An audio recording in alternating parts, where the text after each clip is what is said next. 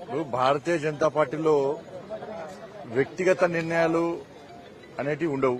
Bharatiya Janata party కార్యకర్తలు కానీ నాయకులు కానీ పార్టీ ఆలోచిస్తుంది, పార్టీ నాయకత్వం ఆలోచిస్తుంది. ఎవరికి ఏ బాధ్యత ఇవ్వాలి, ఎవరికి ఏ పని చెప్పాలి అనేది పార్టీ నాయకత్వం ఆలోచిస్తుంది. మేము పదవుల కోసం కానీ వీటి కోసం కానీ ఎప్పుడు పాకారము.